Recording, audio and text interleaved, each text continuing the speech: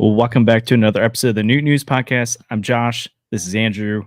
Andrew's that way, actually. We're minus Sandy today, but we're excited to talk. This is they probably are actually second to last episode before the regular season starts. Obviously, there's been some big news about the roster middle of last week in terms of who's going to be on the injured list to start the year, as well as spring training or like spring training cuts and who we think the opening day roster is going to be on the position player side. We pretty much know now. And then there's maybe one bullpen spot that really needs to be figured out. So we'll dive into the IL stuff and how much it's actually going to affect the team early on. We'll talk a little bit more about some of the major roster decisions, one in particular that everyone seems to have a feeling about. And then even some of the projected opening day lineup today, because we kind of got a glimpse of what that could look like today. And there's one person in the lineup again who I don't know if people are going to be very happy about. And then maybe we'll round out with some Shohei Otani talk, because we all know Andrew's basically his biggest fan outside of Ben Verlander. And so, Andrew, how are you doing emotionally right now? We won't get so much into that. We'll get to that at the end, but how are you doing? It's been a week for you. Well, as a somewhat Dodgers enjoyer, it's been a lot worse this week than any week rooting for the Angels. Even though the Angels will never make the playoffs, and the Dodgers are pretty much guaranteed a playoff spot. Yeah, it's tough. That's all I'm going to say. We'll save the rest for the end. Thanks, Ipe. Yeah, I did say I see some people say they should punish Otani by sending him back to the Angels. So we'll see. Maybe MLB will do that, or maybe they'll just brush it all under the rug, because I think that's what they're trying to do.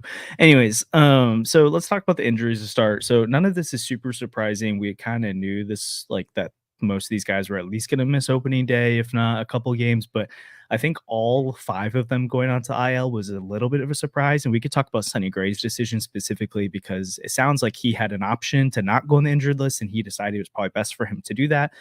So again, Sonny Gray, Keenan Middleton, Tommy Edman, Lars Nootbaar, and then also Drew Rom are all going to start the year on the IL. Obviously, the position players on the 10-day IL, and then Sonny Gray is on the 15-day IL. Something to note is that even with the regular season starting, they can backdate their injured list stints 3 days like you can in the regular season, which is something I wasn't totally sure they could do, but I think Derek Gold's the one who confirmed that. So you're maybe looking at 7 days for Nootbaar, and more like 10 or I guess like 12 days for Sonny Gray potentially. Keenan Middleton's going to be out longer than that. Tommy Edman's for sure going to be out longer than that. And then Drew Rom's injury is kind of newer, and he's probably going to get optioned when he's healthy anyway. So maybe let's start with the Sonny Gray side of things. Andrew, how surprised were you that he actually hit the IL, and knowing that he kind of had a decision to ramp up and be available within the first turn through the rotation or give himself some space? Are you glad he made that decision? Frustrated by that? What were kind of your feelings when you saw that whole process go down? I don't really know how I feel about this. Obviously, Sonny Gray knows himself best, and he's had hamstring issues in the past. So, and during the time with the Twins where he had the hamstring issues, it sidelined him for more than just one go through the rotation. So if he's going through the rationale of like, I want to avoid missing more time later in the season, and he thinks that's going to help him, then that's great, right? That's really good. Now, am I thrilled that he's not going to be available for the series against the Dodgers? No, we just saw what the Dodgers were capable of doing for real this time, like in regular season play.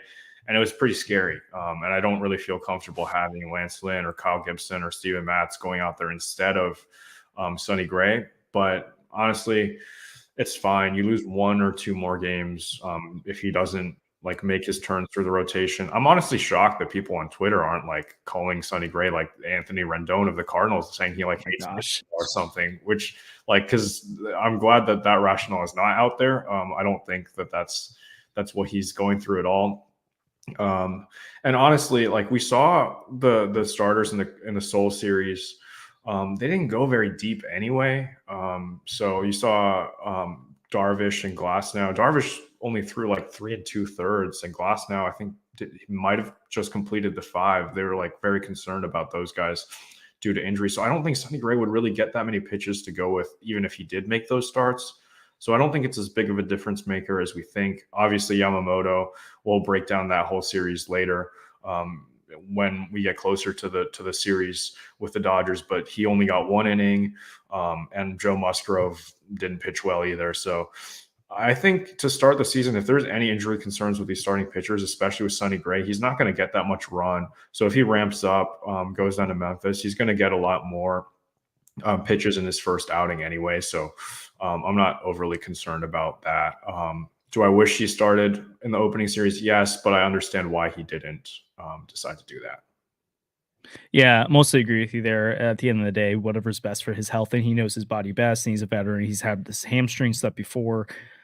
Much rather, I mean, sometimes people get caught up in the language about like, oh, we want to protect him long term, and people are like, who cares about 2026? Like, we need 2024. Long term also means later in the season. Like, you don't want this to be something where he comes back 3 or 4 starts in, he hits the IL again, and they have to slow him down again, and it's like you could have just been a little bit more cautious at the front end and missed 2 starts instead of 6 during the season because it's become an issue. But at the end of the day, it's so unpredictable. You never know. On my opening day roster final projections, I put out. I'm kind of mad at myself because I just knew Victor Scott wasn't going to make it. That was my head at that point. Especially, we'll talk more about it, but how Dylan Carlson was playing, it just seemed like that wasn't going to happen.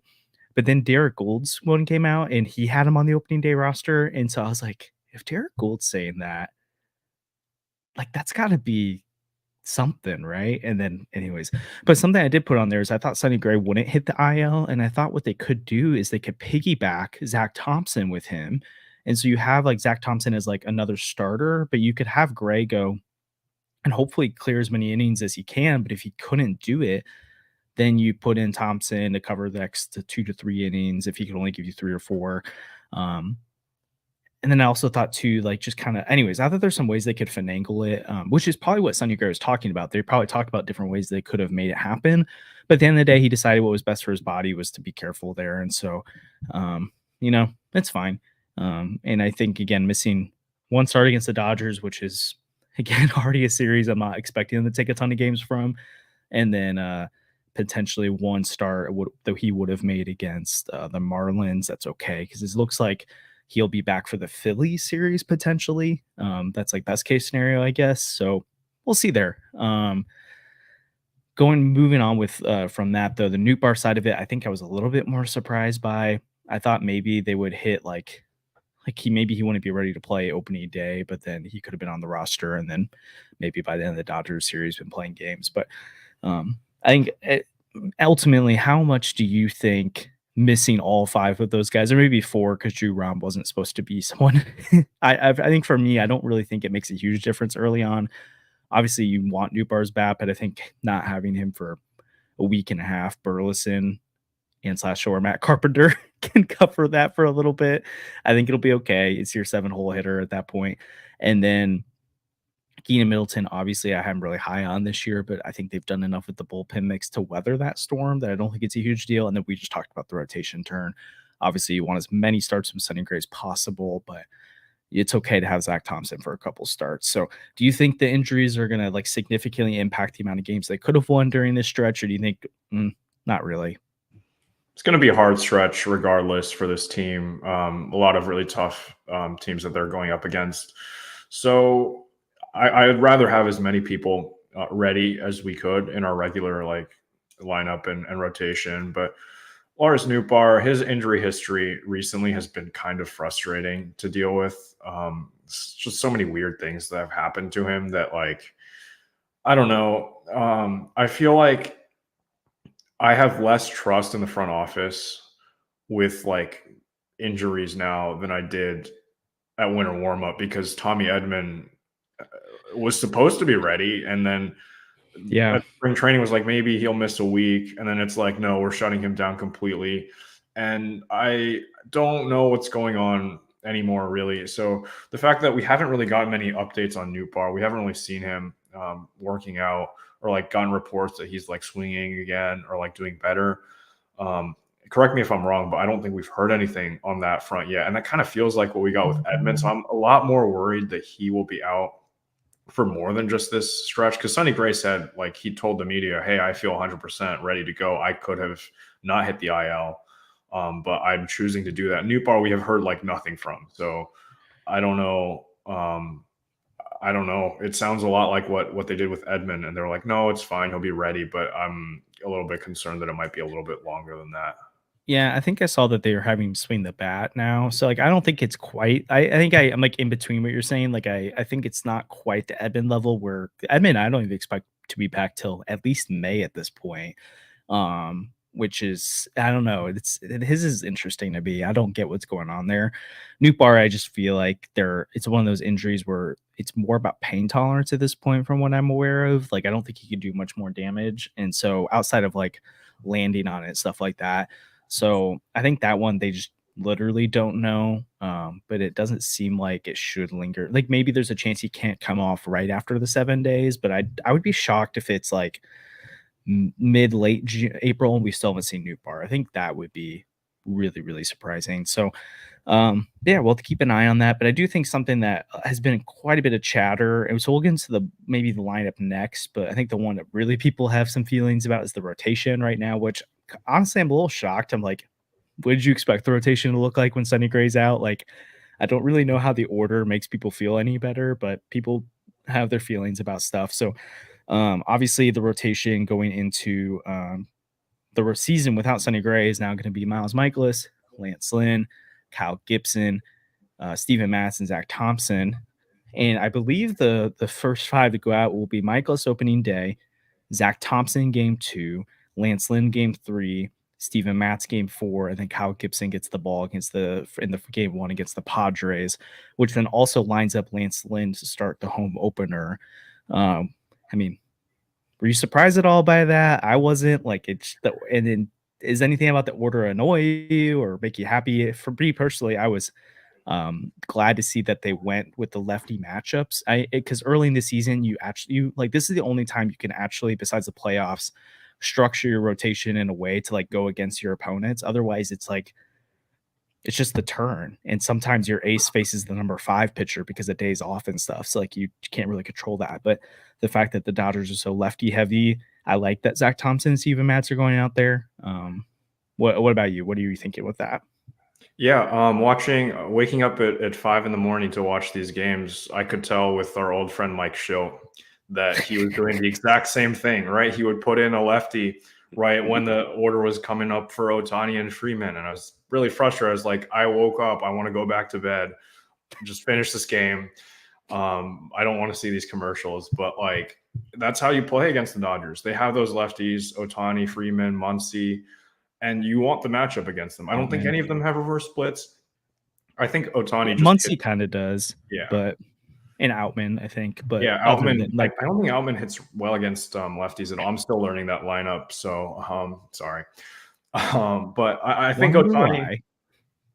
I think Otani, he hits well off anyone, regardless. I won't bet against Yeah. him, but You still it's better. You like it Southpaw. more Yeah. than having like a righty go up there. Like if Otani and Freeman are coming up, I'm not gonna feel comfortable with Lance Lynn in there. Like it's just not gonna happen. And Why not? Because he was on every home run bat flip compilation video last year, and I don't want to see that again for the rest of my life when I'm watching Otani's first Dodgers home run. Hopefully that comes in their following series. But yeah, it makes sense to me. I think Zach Thompson, Steven Matz have more upside than the rest of that rotation. So honestly, I would have gone with Matz in the 3 or swap Matz and Thompson, but I don't really care. Like it doesn't really matter. I feel like aside from Sonny Gray, the 5 guys in there, you could give me any order of them and it would be fine because none of them are that much better than the other, which is kind of a problem. You kind of don't want 3 to 5 starters in your rotation. Jordan Montgomery is still out there. Bill DeWitt. Okay. He's still out there and he's a lefty. So if you want 3 lefties to go up against the Dodgers, then you could have them. Like he's not going to cost you that much, right? A 1-year deal. But I'm gonna go on a limb and say DeWitt's not doing that. Yeah, probably not. I tried to sign Montgomery in MLB The Show franchise today for 2 years, $32 million for 16 AAV, which is like not what he's going to get. And instead of Montgomery rejecting me because he was going to accept my offer, the ownership was like, No. So, yeah, no, okay, that's not happening, but Wow. So MLB The Show did get more realistic this yeah, year, they so did, that's fair. unfortunately. Oh my gosh. Yeah, But no, I agree. Like the 3 like that's been everyone's concern with the rotation is it's a bunch of 3 well, 3 is generous. Maybe Miles Michaelis is a 3. But then 4s and 5 starters with Steven Matz, Lance Lynn, Kyle Gibson, Zach Thompson. So that's concerning. I do think like again because you can actually do it right now. Ultimately, I don't think the rotation matters in terms of the order, but the fact that you can get the 2 lefties out there, and then also you've got 3 lefties in your bullpen right now. Andre Plante, I'm counting as one because he's reverse splits against lefties, so that's like a nice little weapon to have. But then you're going to have Matthew Liberatore and JoJo Romero. So not to jump too much into our Dodgers preview, but I think that's an interesting wrinkle that they'll have early in the season because of Keenan Middleton being out, and because of Sonny Gray being out. So yeah, I like that. I think this is nitpicking. Lance Lynn probably feels good about pitching in Dodger Stadium because he's done that a lot, so that makes sense. But to me, with his home run issue, since we don't really know how it's going to play, I would have rather have seen him pitch against the Padres in Petco or whatever, because that's like a really pitchers friendly park, and so maybe that helps him a little bit. But like that's just nitpicky at this point. And like you said, I mean, a lot of these guys probably aren't going to eat a lot of innings early on, which is kind of funny because that's what the Cardinals really want them to do. But I mean, you're looking at potentially 4, 5, 6 inning starts from these guys, and then you really got to rely on this bullpen. So we'll see what happens. I do think I want to give like a.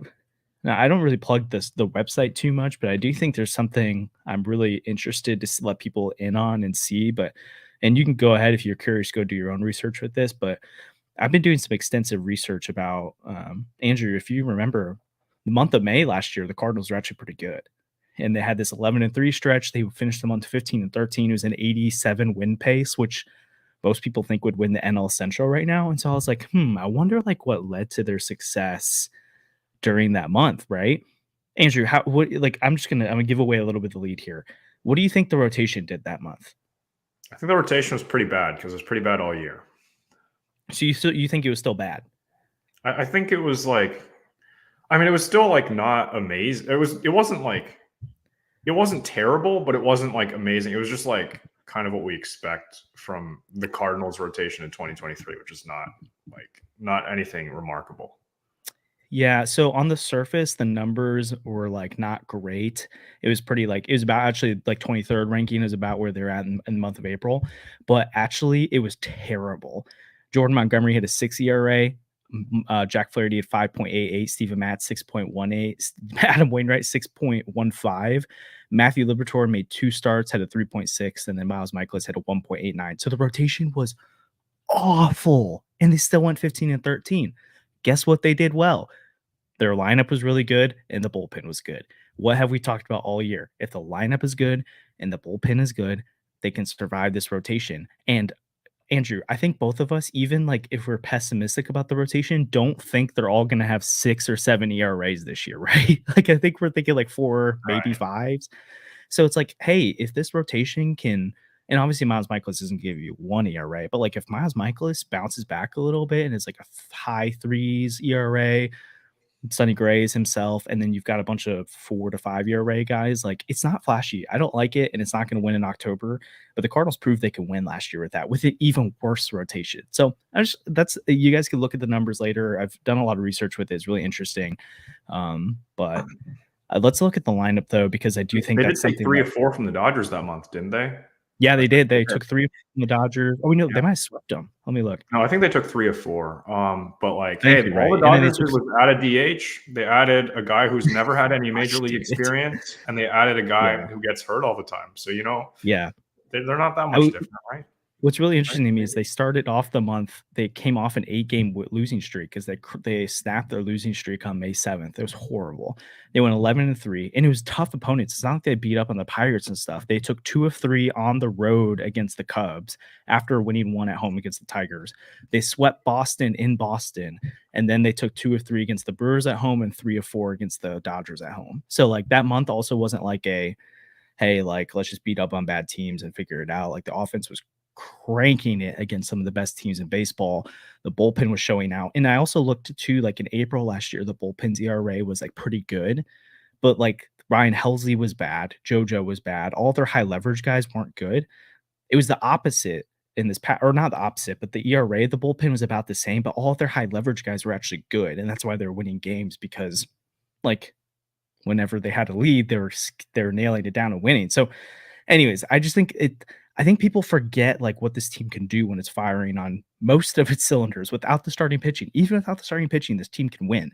And I do think the floor is kind of better. So we'll talk more about this as the season goes on. And again, I'm not trying to sell you. Like we've talked all off season. This is not how we would have built the team, right? Like neither of us or Sonny. Jeez, I just did it. Sandy.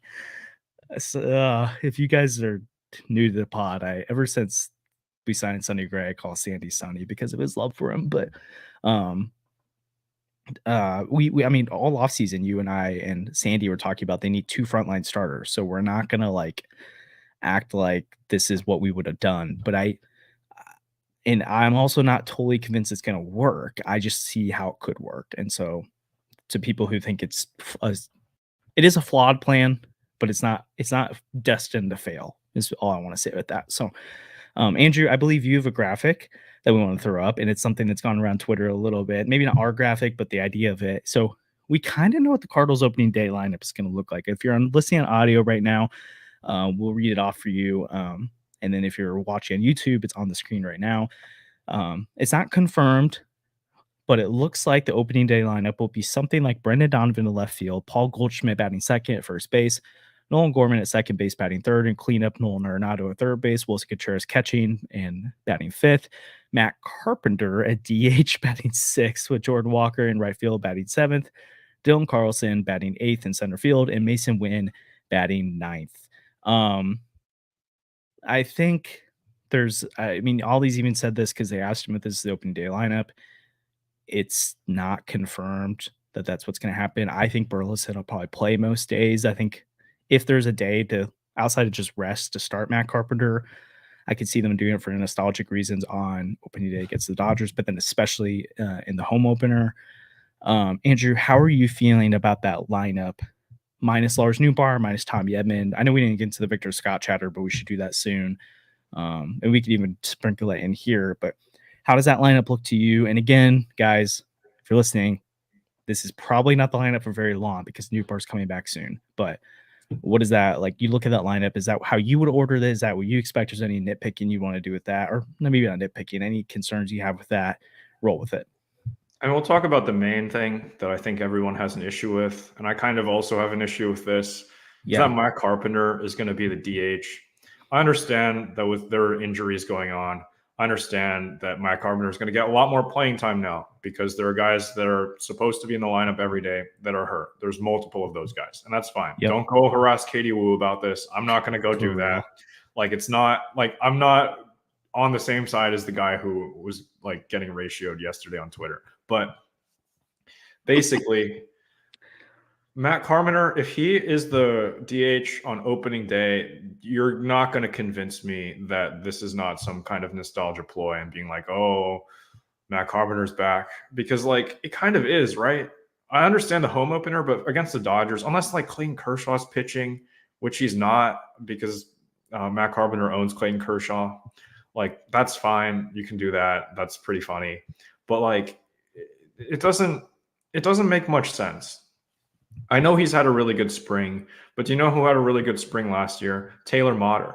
And then you know who had a really good spring the year before that? Paul DeYoung. So I don't really buy into the fact that having a really good spring from a guy who had a really bad season last year and was pretty much unplayable for the Padres. I don't think he should be in the lineup on opening day, right? Alec Burleson didn't have a great year last year, but he was a lot better than Carpenter, and he's had a good spring.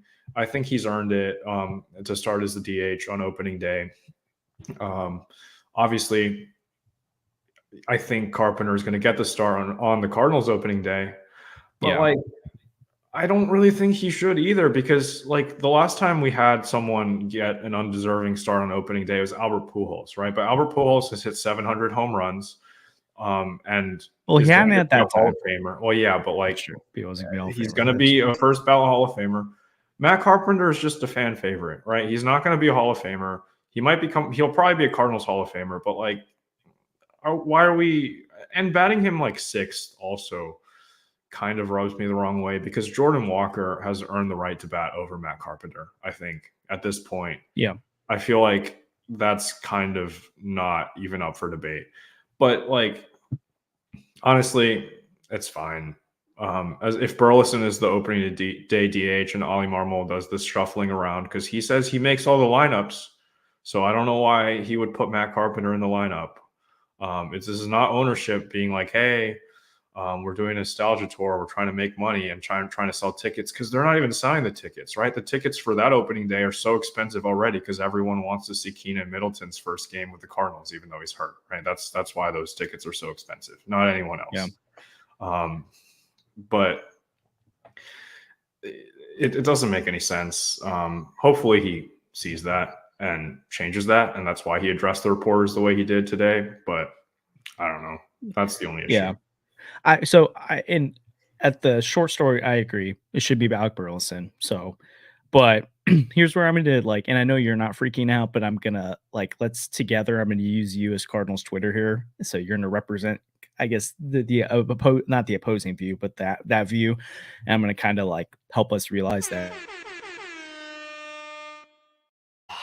I'm not even. This is. I promise you, this isn't because what I'm That's about to what tell. Cardinals Twitter says about you, so I'm representing them. I know. So thank you. I appreciate you being the epitome of it right now. Okay. If Lars Nootbaar was healthy right now, Andrew, would Matt Carpenter be starting at all? No. Okay. So let's remember Lars Nootbaar and Tommy Edman are both hurt. And actually, I think if Tommy Edman was hurt, I think Dylan Carlson would be starting in left field and Brendan Donovan would be a DH. So Matt Carpenter also would not be starting right now. Okay. So Right. let's get that out of the way. Is there okay? I'm also higher on Alec Burleson than I am Matt Carpenter right now, but like, is it like the biggest downgrade in the world from Alec Burleson to Matt Carpenter? Probably not. Like, who knows? Probably not. I mean, so like, maybe against the Dodgers, like Matt Carpenter, like I mean, you just tell him it's the playoffs, right? And then we'll be fine. It's true. Also, he's had a strong spring. So like, I know you don't. I know that doesn't like you're not trying to advocate for that, but like, I just get really Jose annoyed. Fermin has like a 970 OPS. Yeah, I agree. I don't think spring training stats don't matter, but I don't like when people use spring training stats to say Victor Scott should make the roster, but then also say it doesn't matter for Dylan Carlson, Jose Fermin, Matt Carpenter, and anyone else that they don't want to give credit to, Right. and that they're freaking out about Paul Goldschmidt being terrible. Or some people say they don't care that Paul Goldschmidt's terrible, but they care that this person's playing well. Like, you have to be consistent. And honestly, even if you are consistent, it's kind of hard because it's like sometimes it does matter, sometimes it doesn't matter. That's why I don't care, because we don't know. So but like, if we're gonna go off the argument of who's played well, Matt Carpenter's played well. So like, I don't really care. And again, it's like, if the team's healthy, he's not going to be playing at all. And again, I don't even think if he starts opening day and then home opener, I think those are the two starts he gets that week. I think it's Alec Burleson probably, unless Matt Carpenter's playing well. I could be proven wrong, and sure, we'll see. But I mean, they've done a lot to try and clear the way for Alec Burleson to play. So it just seems. I mean, the Cardinals make weird decisions all the time, so I'm not putting it past them to continue to be weird. But I just don't see this being that big of an issue. And then also, like, people getting mad that it's like opening day and home opener. It's like that's 2 games out of 160 games, and like in June, none of us really care what the lineup was on opening day or the home opener. It's not like we're like, remember when they started? I mean, people will bring it up, but like, it doesn't. Remember when they started Justin Williams? Because I'm not going to forget that. That's like okay. I'm not. Yeah.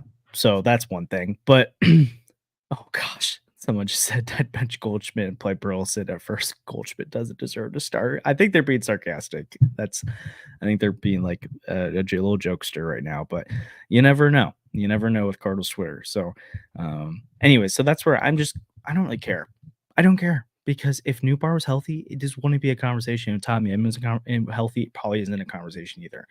And so that's kind of where I stand with it. So otherwise, I think even with Matt Carpenter lineup, I really like this lineup. 1 through 6 or 1 through 5, super strong. I'd have Jordan Walker up at 6, but whatever. Like 1 through 5, 7, and then Dylan Carlson batting 8th for you. Like, most 8 hitters are not really, really good players.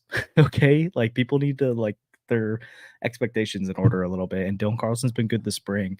Again, I bring up a stats don't matter to me. hypothetical. Yeah, go for it. What if we get 2022 Yankees Matt Carpenter? What happens? First of all, then I don't know what Cardinals Twitter is going to do after complaining about Matt Carpenter for 3 straight months. And then if he goes off, I don't know. I mean, honestly, I think there is a world, even though especially early on in the season where like Tommy Edmonds not healthy, I think they could slide Nootbaar to center.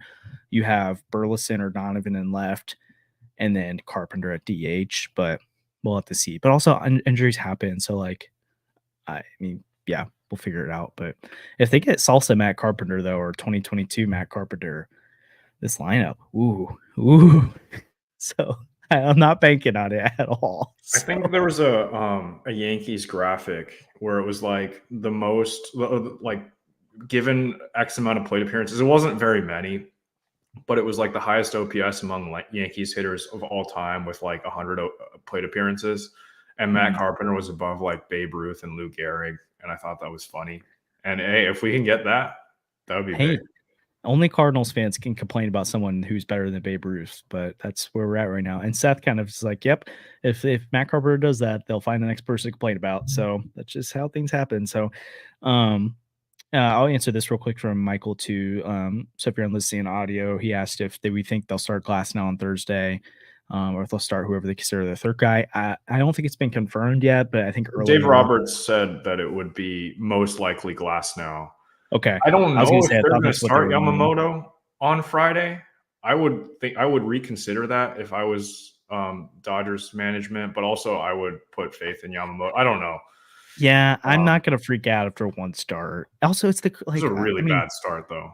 Yeah, but also it's like I think like I can't imagine what that does to people's bodies to have to travel to Korea and then get a couple games to kind of get acclimated play and then come back. Like I think that actually could play into the Cardinals' advantage a little bit. The fact that the Dodgers have had to do this around the world traveling, but we'll see here. So a couple other things we want to hit on. Let's talk about the Victor Scott thing real quick because I know that people have opinions on that. At the end of the day, ultimately, I was 50-50. I was so split because my heart wanted to see Victor Scott so bad. And honestly, I think he can hold his own at the major league level. I don't think that's like a question. Like his speed and his defense is good enough to be a valuable player. And I think he'll hit, but especially like I'm not a prospect guru. Okay. I'm not someone that can I'm not watching every Victor Scott at bat in the minor leagues. And most of you aren't either. And that's I'm not critiquing us for that. Like most people don't have time for that. But the ones who do, most of them have been of the opinion that he needs a little bit more time.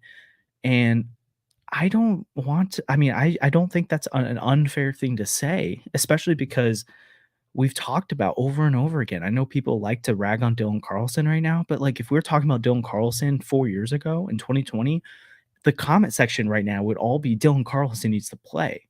Right. And like that's the same thing with Jordan Walker last spring. And people like to forget it, but people are calling for Mason Wynn to be the starting shortstop last opening day. Like that was happening.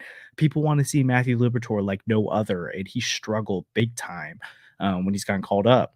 Remember, like even last year, he was dealing at AAA, and people were like, why isn't Matthew Liberatore in the rotation? And I was among some of these people, so I'm not gonna like act like I was hands clean. And then he's bad.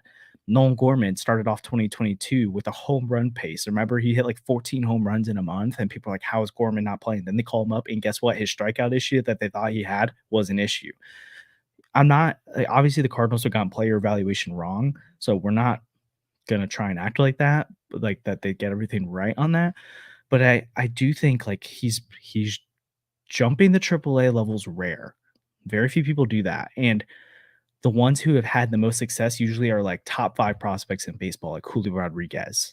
And then like the ones who aren't of that level, like a Michael Harris, it is an example of someone who did really well. But Paramo for the Diamondbacks, like he hit like under 200 for the full year as their starting shortstop. And there's another guy that really struggled that jumped the level that wasn't really a high caliber guy. So and Ali Marmol, like you can believe him or not, but he said today Victor Scott is going to impact the team this year. And I believe it. I don't know if that's late April because if Dylan Carlson's terrible and Victor Scott starts off hot, I don't think they're going to be afraid to pull the trigger. It could be May, it could be June, July, I don't know, but I would bet by the trade deadline, we see Victor Scott up here playing every day.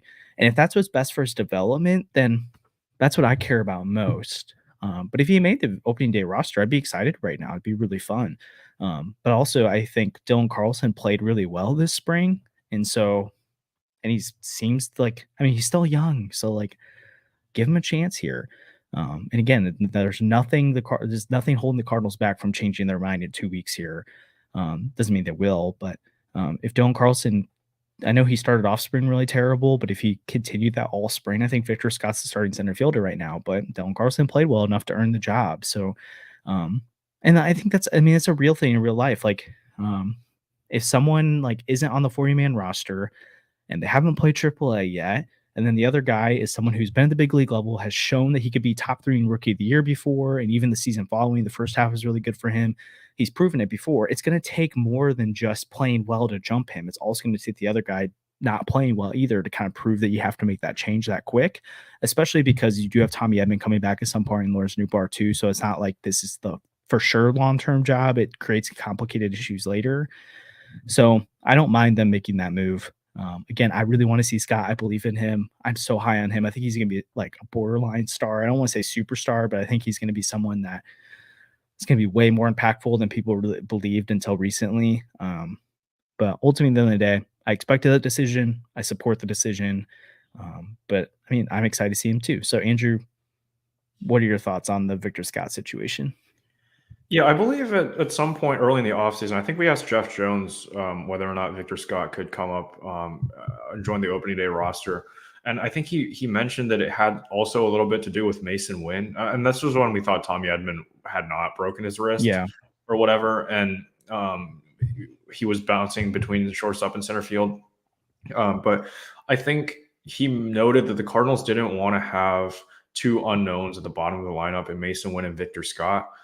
Now, Mason Wynn is the starting shortstop for the Cardinals on opening day, but he hasn't had a fantastic spring. I think he started off hot, but right now he's hitting 184, 295 OBP with a 558 OPS, which is not great.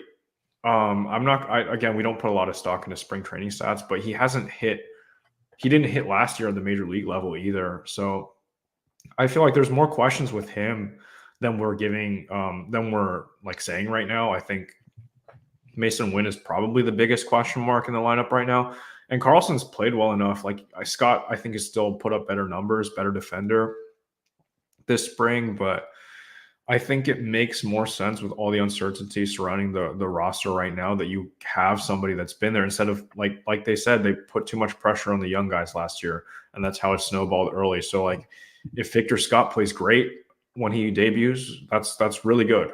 But if he struggles and you have Victor Scott and Mason Wynn both not playing that well at the end of the lineup, it becomes a lot scarier than if you have Dylan Carlson, who's also kind of struggling, but he knows how to handle it, right? He's been there, he's struggled before, and it's fine. I don't really think it's that big of a deal that Scott won't break camp with them. It's not like he had a Jordan Walker type spring where he was just phenomenal the entire way. He hasn't. We don't expect him to put up Jordan Walker type numbers. That's not fair. But he's not Jordan Walker. And Jordan Walker is like the only prospect we've had recently that skipped AA. It doesn't happen that often. At least give him like a week, right? Yeah. Give him some time there. Like even Juan Soto spent a week in AAA before he got called up. Like it's normal. Yeah. Yeah. And I think part of your like Mason Wynn conversation too, which I think has probably been under talked about by us. And I know some people are kind of putting the alarm, or at least sounding the alarms a little bit, like, hey, he hasn't been playing well. Again, Mason Wood was incredible in spring training last year and then struggled at AAA to start the year. So who knows? And then struggled at major league level. So, but the difference between him and Victor Scott is like, at least Mason Wynn's had pretty much a full year at AAA. So I'd rather give him the shot. And I know you weren't saying that, but I'd rather, if people are comparing those situations, well, Mason Wynn has had a full season and was really good at AAA. So at this point, let him have a prolonged shot at the major league level. And if it doesn't work by the end of April, then you move Brandon Crawford there, or you hopefully Tommy Edman's ready, and then you figure things out. So yeah, I mean, it's a delicate situation, and like you said with Dylan Carlson too, like, he's a guy who I think we've like, some people say he like, there's some Dylan Carlson truthers who say that he's never really gotten a fair shake, and I don't think that's true, but I do think he has been thrown around a lot, and then also, like, he has dealt with injuries at different points, like, whenever he did get the opportunity, he was hurt, but also availability is part of the game too, so, like, that's on him a little bit, but also, like, I mean, the Cardinals consistently get crap from people for not giving their guys enough of a runway to prove themselves, and, like, Victor Scott is gonna be the starting center fielder at some point. I think there's a little bit of a game here too of like, hey, like, is Dylan Carlson gonna be our fourth outfielder, or can he show enough to become a trade chip down the line? Like, if we just bury Dylan Carlson, that kills all his value. So I think it just makes sense. And again, if Tommy Edman was healthy, Dylan Carlson would be the unquestioned fourth outfielder right now. It wouldn't even be a conversation that he's starting. Maybe in left field, maybe. Um, so I think again, a lot of this is injury based that we're having these conversations, and the Cardinals need to get healthier. And I'm glad that none of these are expected to be long term injuries right now. Edmonds is probably the one I'm the most concerned about, but Middleton I think will be okay eventually, and then obviously Nootbaar should be back soon, and Sonny Gray should be back soon. So yeah, we'll see. We're excited for next week because we'll have our bigger coverage of the Dodgers series and opening day preview. We're gonna move the conversation to Shohei Otani for a second because I know Andrew wants to. All right, I know Andrew's gonna want to build a comment on, and I've got some thoughts too. But ultimately, let's start off by saying like we're speculating, and so I don't want us to get too deep into that. And there's a long way to go, and the people who are really in the know don't even fully know what's happened yet. So I don't think it's fair for us to give a full stamp of approval or disapproval to this. But before we do that, Andrew, do we have an like not now, but like do we have an announcement coming next week? I don't know if we do or not. Do you is it fair to say? Yeah, we do. We have a big announcement coming next week. Yeah, I'll just you can say whatever you want. Yep. Yeah, that's okay. So just stay tuned for next week because I'm really excited about what we get to share with you guys. So if you're a subscriber, we really appreciate it, and we're thankful for your support up until this point. We're really excited to see what the 2024 season brings us.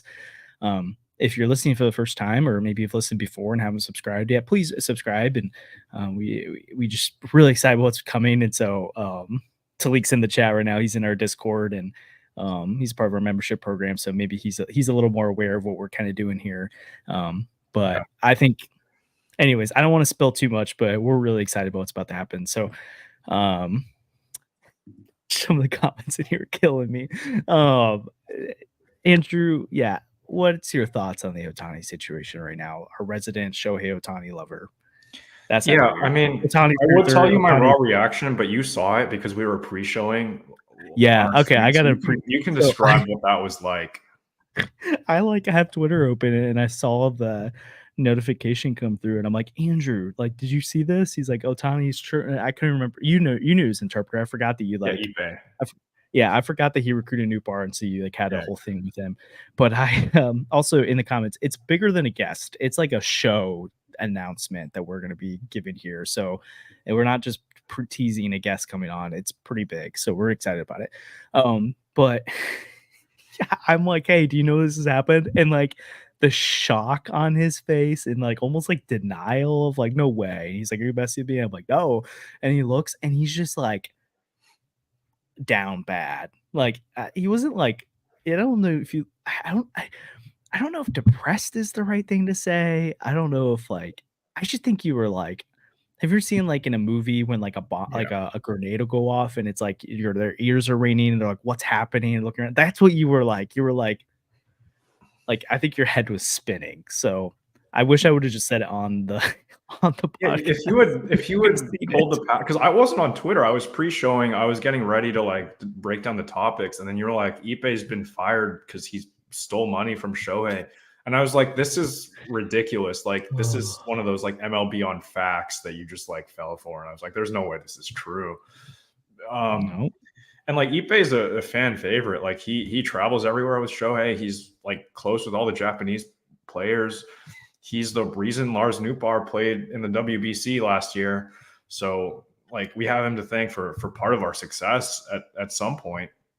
And I put out a tweet. It got some backlash. I didn't phrase it that well, but I don't know. I'm not a Rays fan, so that's fine. But it kind of felt like what I imagined it would feel like for a Rays fan when all the Wander Franco stuff came out. Obviously, what Ipe did is a lot less bad than what Wander Franco did. That's not what I was not comparing those two, but I'm just saying, like, that a fan favorite is just done for, right? He's not coming. It's a shocking off the field thing that you couldn't have seen coming. I get like obviously like you said, maybe poorly worded Right. but yeah, I get what you mean by that.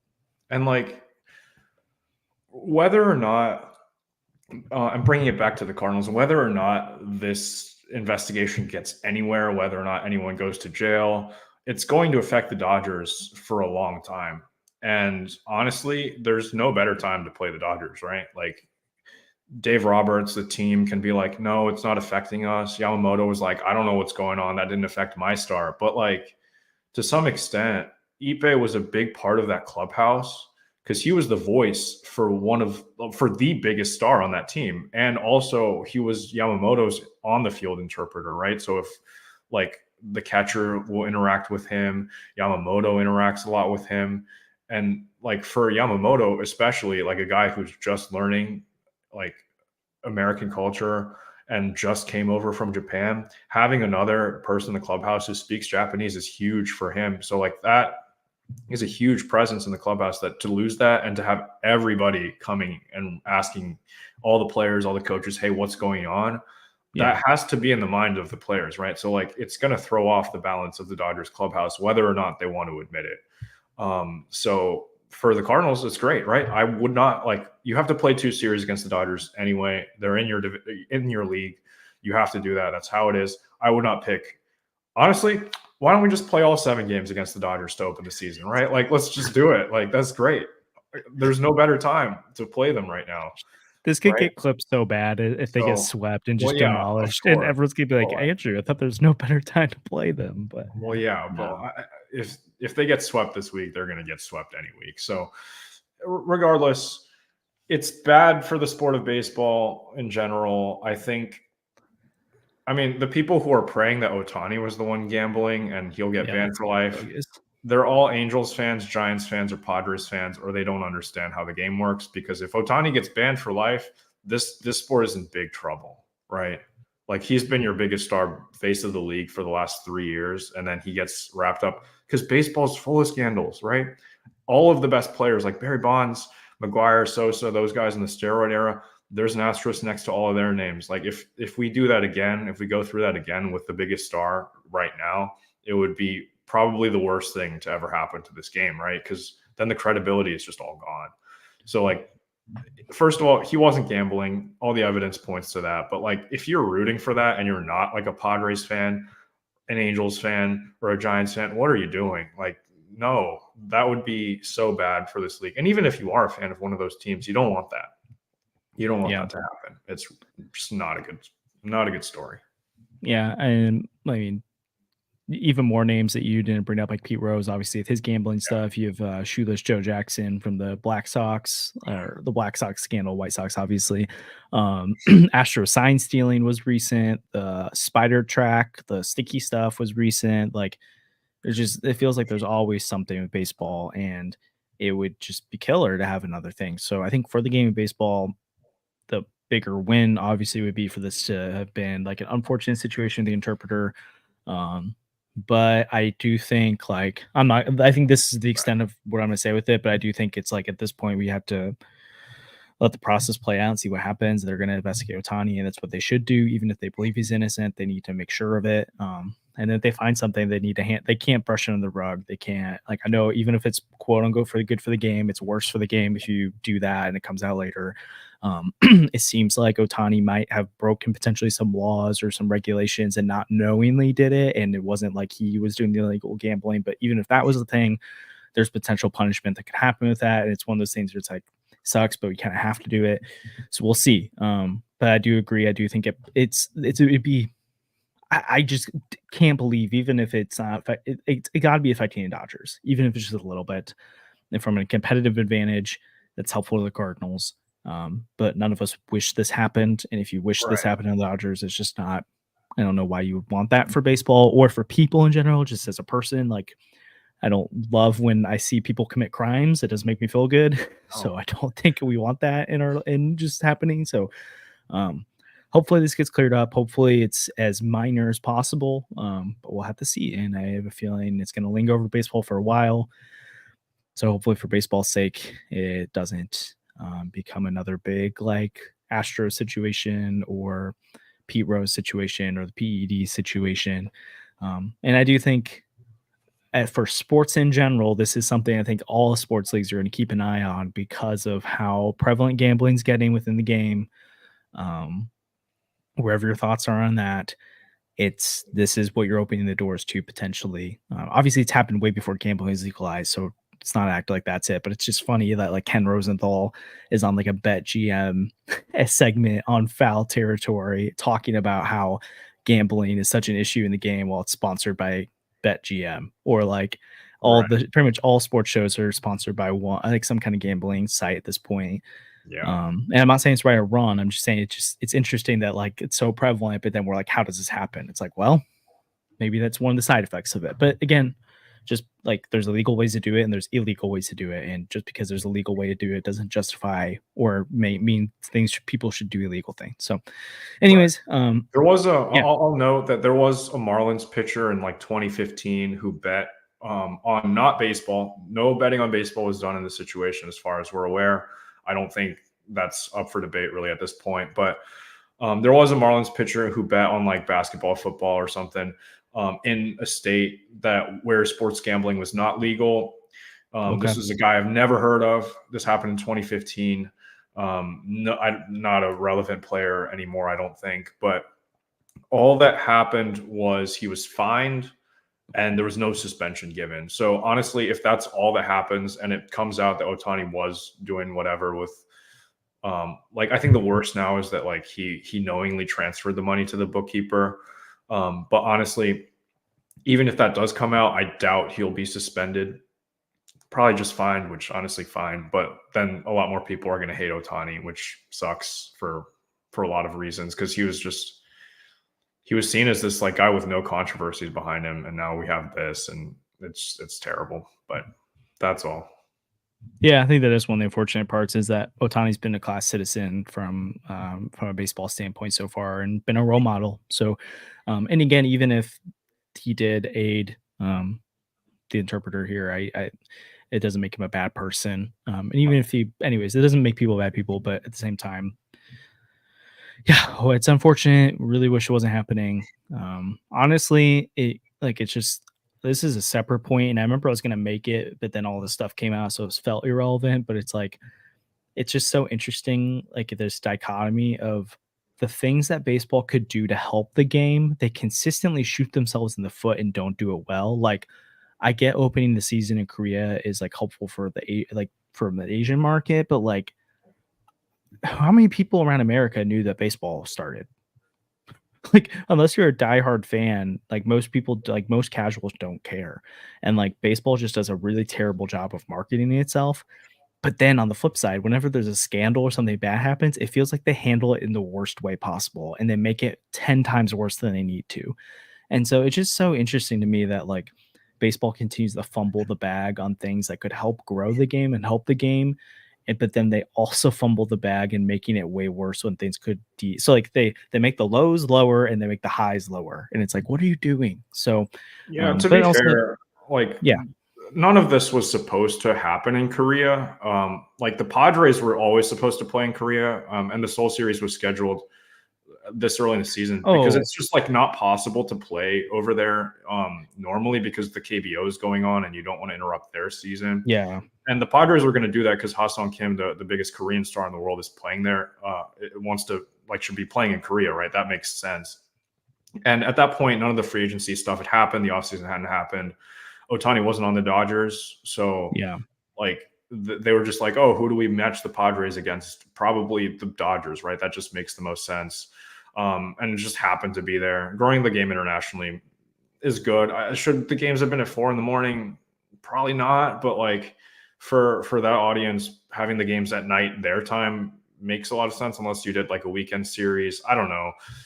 I feel like they could have marketed it a little bit better, but like no one was talking about the Soul series until until Ipe like did all that nonsense. Yeah, which I think is my point, and, like, that's where I'm like, obviously, they couldn't have planned for the controversy or anything, so that's not and I get there's a lot of limiting factors, but it just I don't know. In general, it doesn't feel like they ever hit out of the park trying to advertise things. If anything, like, the one thing they did do well, which is kind of funny because most of us really didn't think it was gonna go well, was the rule changes, and they made all these commercials about the rule changes. They kinda give you, like, a quick update on how it works and to make it funny with, like, Joey Votto and stuff, and it's like, "Oh, like, the rule changes actually, for the most part, made the game better," and they advertised it like no other, so it was super easy to know what's happening. Um, but anyways, Yeah. that's I mean, I like believe next year the Dodgers are opening in Japan, which is huge for the game, right? And I mean, yeah. that would be like a really big deal. I feel like they're going to handle that one well. Hey, maybe they'll play against the Cubs, the other team with 2 Japanese players, one of which is terrible. But Oh, okay, no. sorry. So, anyways, yeah, we'll see. I don't know what'll happen with all that. And at the same time, it's like as long as they do a good job marketing real opening day, like most fans aren't going to be like, "Oh, we missed the actual opening day. We don't care anymore." Like most fans will just not even realize. They'll be like, "Why the Dodgers have played 2 games? Why the Padres played 2 games?" It's like, oh, well, you probably wouldn't have cared anyway. So maybe I was overstating. I do think in general they don't do well advertising things they need to and make it like help grow the game, which I know that was a method to grow the game, so I get it. But I think at least internally, stateside, and then again, depending on how they handle this Otani one, it could just be another example of how they just fumble the bag on things. So, I'm shocked there hasn't been anyways, a statement by the commissioner, but whatever. well, MLB put out one. They put out Yeah, and but like he basically just hasn't said, like gotten in front of a mic and answered to "Oh, reporters. Like well, that's crazy. I'm shocked in terms of they should do that. I'm not shocked as in it's MLB." So, Yeah, right. anyways, well, we appreciate you guys watching on a Saturday here and just kind of catching up with things. We'll be live. I think next Wednesday is probably still the plan as usual to do a Dodgers preview, and by then we'll know the opening day roster for sure. We'll know the matchups, and baseball will be here in less than a week. So excited! Oh my goodness! So can't wait. Obviously, if you're watching and listening for the first time, like and subscribe. It helps the channel out a ton. Again, we have a big announcement coming next week, so we're really excited about that. And yeah, anything else you want to throw on the way out, Andrew? Don't bet on sports irresponsibly. No, Don't do it illegally. Don't do it irresponsibly and illegally. Great message from Andrew. So we'll see you guys next time.